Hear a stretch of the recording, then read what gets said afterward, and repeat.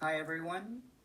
This is Duke, and this is my narrated PowerPoint presentation for week 9 of Marketing 300, which is all about brands. And I'll be analyzing an article detailing Nike's So Win Super Bowl commercial. So, real quick, some terminology that kind of rounds our discussion about branding. Branding is basically any name, term, sign, symbol, design, or features that differentiates goods or services from those of competitors, right?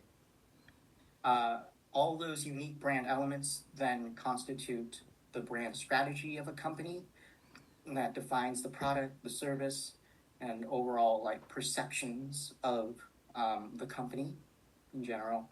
And a company really can work to increase its brand equity, which is defined as the sum of its assets and liabilities that are linked to its name and symbol. It is important to note that it can be either positive or negative. Positive meaning adding value to the company, such as increasing brand awareness, loyalty, and perceived value of the product or service, or it can take away value, in which case companies want to mitigate such risks, such as like bad press and publicity, or inauthentic messaging and greenwashing or whitewashing certain topics.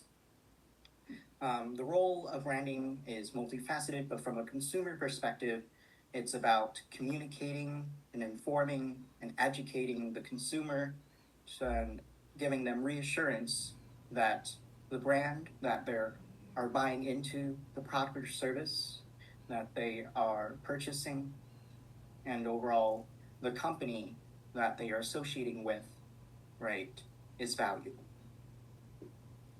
So the current event article, I'm analyzing details Nike's So Win commercial, which is the first time in 27 years that it has returned to Super Bowl advertising as a foray away from its recent digital marketing efforts. And it highlights star female athletes, including Clayton Clark, Juju Watkins, Jordan Childs. And it basically is saying like there's a lot of stigma and negative stereotypes around women sports and athletics and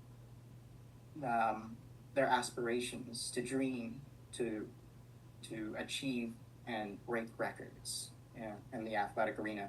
And this Nike branding commercial really reframes that to having women be championed, to be able to speak up, voice their opinions, and demand, dominate, and unapologetically pursue excellence and win in the sports and athletics field. With that, I will be showing you the actual clip. You can't be demanding. You can't be relentless. You can't put yourself first. So, put yourself first. You can't be confident. So be confident. You can't challenge. So challenge. You can't dominate. So dominate. You can't flex. So flex. You can't fill a stadium. So fill that stadium. You can't be emotional, so be emotional. You can't take credit. You can't speak up. You can't be so ambitious. You can't break records. You can't have any fun. You can't make the man proud. You can't keep score. You can't stand out. Whatever you do, you can't win.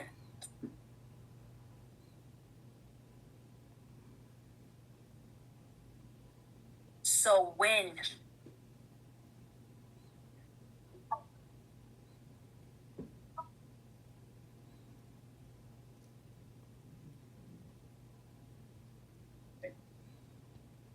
So some key takeaways that were from the advertisement and article itself is that representation of women is a means of which Nike is generating value, right?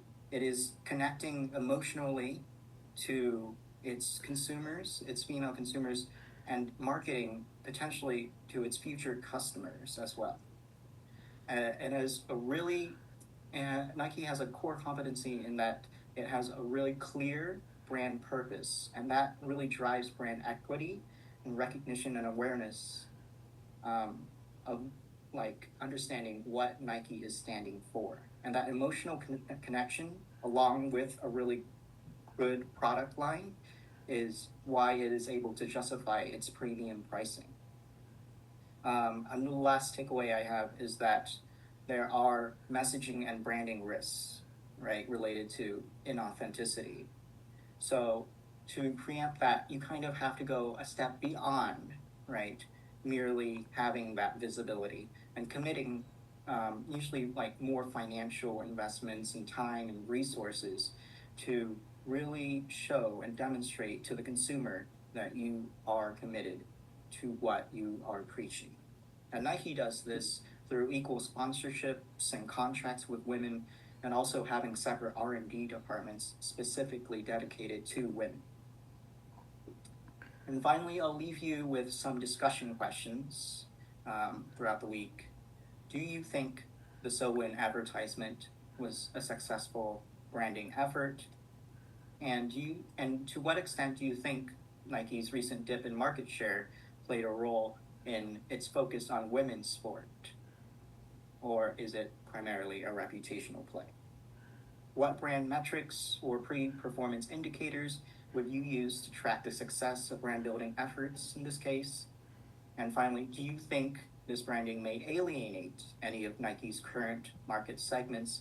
And how should Nike assess and mitigate such risks? Thank you for listening to the presentation. I look forward to our discussions.